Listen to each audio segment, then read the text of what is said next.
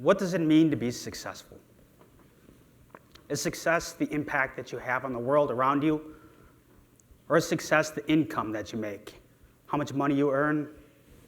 The kind of car you drive? Is it the difference that you make in your lives and people's lives? I prefer to believe that success is the impact that you have on people's lives.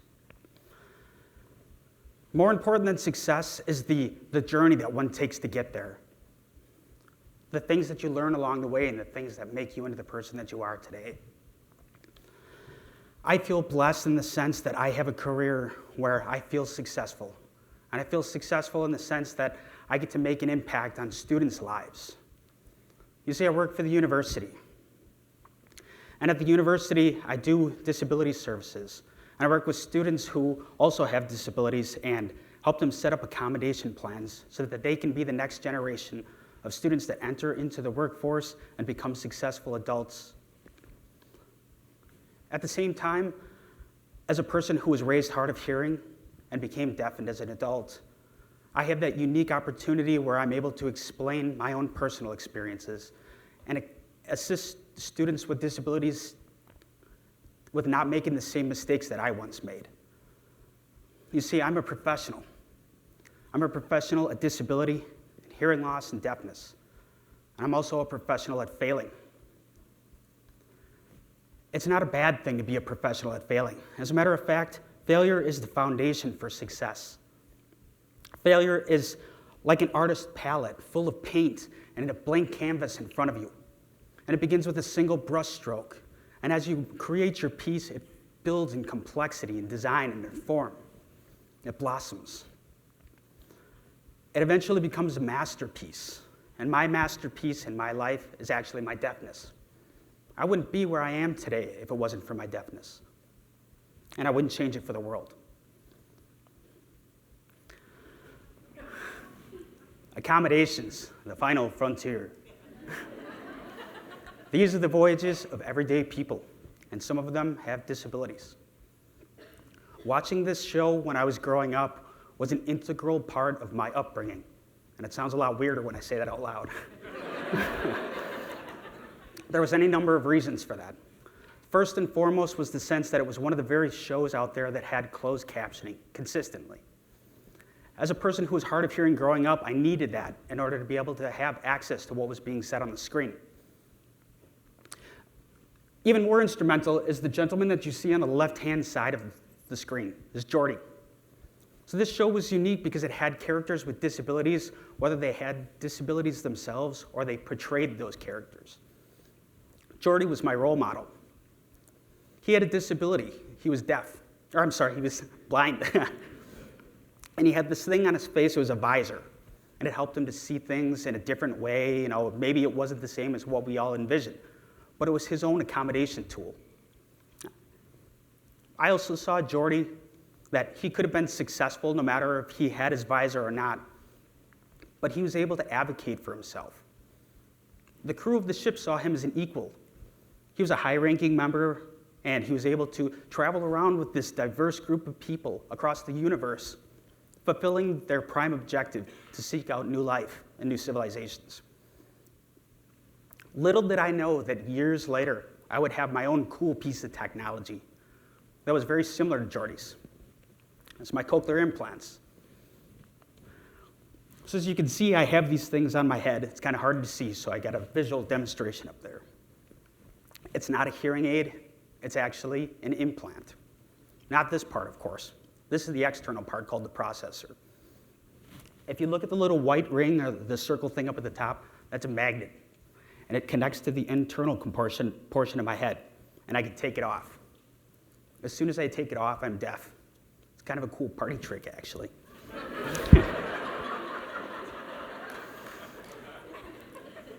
The internal portion of it is actually something a little bit more complicated.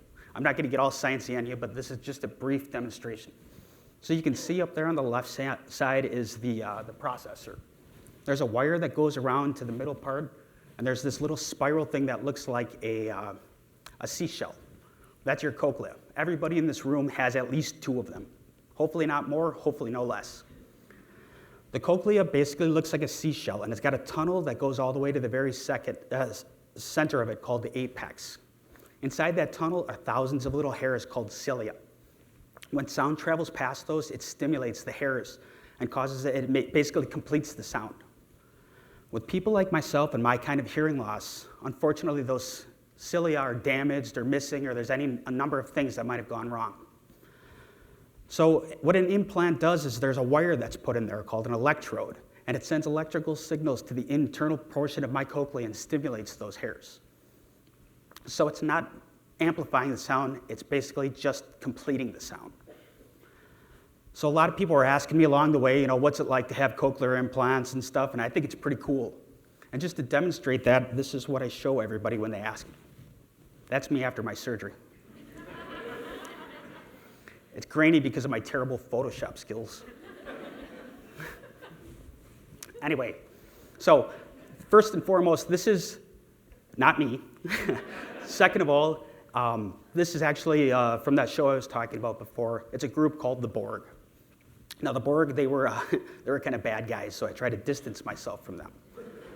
However, what I'm trying to illustrate with this picture is the fact that they had this technology and they were able to incorporate it with, like the fleshiness of the human form and find ways for technology. And back then when the show was on, it was really insightful because it was fantasy. And nowadays it's become a reality. And I'm proof of it. I've got these things on my head. It may not look as cool as that, but it's still pretty cool, right? The point is that it's actually a tool for communication for me. So it's one of many that I have in my arsenal. I like to be able to be flexible with my communication. Another tool that I have is sign language. You see, we are all products of our circumstances. We're all here for a certain reason, and we're shaped by the things that happen to us throughout our lives. I am who I am because of my deafness, and I wouldn't change it for the world. I could have gone in any number of different directions, and oftentimes I did. I didn't always embrace my failures. A little bit of backstory about my upbringing. I was actually born hearing, and about the age of a year and a half or so, I had something called meningitis. Meningitis is a pretty serious sickness. I was brought to the emergency room, and at the emergency room, my parents were told by the doctors to start preparing for the worst because there was a very good chance I was not going to make it. And even if I did make it, they were expecting that I was going to have permanent, sustained brain damage for the rest of my life. By some miracle, I managed to pull through, and I survived, and I'm here today. Even more miraculously, I managed to come out of it without any permanent brain damage. Although if you'd ask my wife about that, she might have a different assessment. However, as a result, I became profoundly deaf in my left ear, and I had a continuous fluctuating hearing loss in my right ear. Some days it would be perfect, some days I would really struggle. If you could summarize my entire existence from the time I had my meningitis up until probably about 10 years ago in one word, that one word would be isolation. Now, I'm not saying that I didn't have good experiences growing up, because I did. There were things that were happy, there were things that were sad, but I felt very isolated. I felt like people didn't understand what it was like to be me. My teachers, my administrators, my parents, my family, my friends, the few friends that I did have, they just didn't get it. When I was in school, I oftentimes was overlooked, and whenever there was something that I needed in school, like an accommodation, my parents would go rushing in there, and they would talk to my teachers and try and figure out some kind of an accommodation plan, and they would help me get through it. As I got out of school and I went into the workforce, I started experiencing more and more barriers, and I couldn't understand why it was more than it was in school. And it was then that I began to realize that my parents weren't there to help me get through those problems anymore. And I needed to become my own self-advocate. And in hindsight, I wish I would have gone back and I would have talked to my professors, my teachers, and everybody that was involved in the school and been involved in my own accommodation plan. And so I went through work with these barriers, and I coped in the best way that I knew how. And oftentimes that was with anger, and sometimes confrontation. The worst thing happened at about the age of 22. All of a sudden, with no warning, I lost the hearing in my right ear as well. I became deaf. It just was like a ton of bricks that were dropped on my chest. I didn't know what to do, where to go. And I was lucky enough in the sense that I had a job at that time. And so I kept working and expecting some magical potion was going to drop out of the sky and it was going to help me figure out my life. And it never came. And I felt like I had this glass ceiling, like no matter how hard I worked and no matter what I did, I couldn't get past a certain point. And so I decided I needed to do something in order to change my life and make sure that I was successful for the future. So I thought about it and I made a huge decision in my life. I wanted to stop being a victim. So I decided I was going to quit my job and I went back to college. College was a game changer for me. It was one of the most amazing experiences I could ever recommend for anybody. You see, when I first arrived at college, I had a meeting with Disability Services. And my Disability Services counselor was, believe it or not, deaf herself. Her name was Cassie, and what she taught me remains with me to this day. She understood what it was like to be me, and for the first time in my life, we sat down in a room and she noticed my anger and my frustration. And she said, Jason, anger is not going to help you. You need to think about the solutions and find ways to accommodate them. And so I did. And she and I sat together and we set up our own accommodation plan, and I was successful in college. At the same time, I blossomed. She encouraged me to get involved with American Sign Language, and I learned sign. I found out that there were so many students at the university that knew sign language, that so many people understood what it was like to be me. And suddenly I blossomed. I started coming out of my shell. I started meeting people who understood me. I was able to make friends, and for the first time in my life, I felt like I could finally be successful, and I could dream big. I felt like I was home. As I was going through my college career, I started getting more involved with these internships, and I wanted to find out what I wanted to do with my life. And so I started working for this nonprofit resource center for people with disabilities. And I took one internship after another at this place. And I started to notice patterns. You see, I was working with these people who were deaf or hard of hearing myself, and they were consumers, and they were struggling in the same fashion that I was. And I noticed that same anger and frustration and sometimes anger that they were projecting were the same things that I was feeling and the things that I overcame. And so I took my own advice and I started sharing it with other people and saying sometimes a self-accommodation is simply knowing what you need and communicating it in a respectful way to those who are the key playmakers, employers, that kind of things. At the same time, I noticed 3 clear patterns emerging. The first pattern that I noticed was that people, it doesn't matter if you're disabled or from any other background, they want to dream big. But sometimes they feel limited by their disability, like I did. The second thing that I observed is that, especially in the deaf and hard of hearing community, was that on one side over here is the ASL camp. On this side is the assistive technology camp. And both of them feel that their way is the way to salvation. And I loved both of them and I agree with both of them, but I felt frustrated that sometimes you didn't see that little middle ground, that intermingling. And the third thing that I noticed was that both sides were not getting what they wanted at all times. And so internally I was pulled in both these different directions. What's the right way? What's the wrong way? And I thought to myself, why can't it be both? Why can't we have both? Why is there a right way or a wrong way? So after I graduated college, I was getting ready to go and start working, and I started thinking about these things. And I started thinking how cool it was that I was able to come up with my accommodation plan while I was in college, but what was I going to do when I entered into the workforce? I didn't want to regress and go back to that point where I felt like I wasn't getting what I was needing and that I was working extra hard. I wanted to make sure it was a seamless transition. And so I thought critically, what can I do when I don't have sign language interpreters or captionists available? I could use dictation software or that kind of thing. At the same time, I wanted to reconnect with my hearing side, my wife and my wife's family and my family who didn't know sign language. And I started considering the prospect of cochlear implants. At the same time, I wanted to be respectful to the people who taught me so much about what it was what would it meant to be a deaf person, my deaf and hard of hearing friends and colleagues.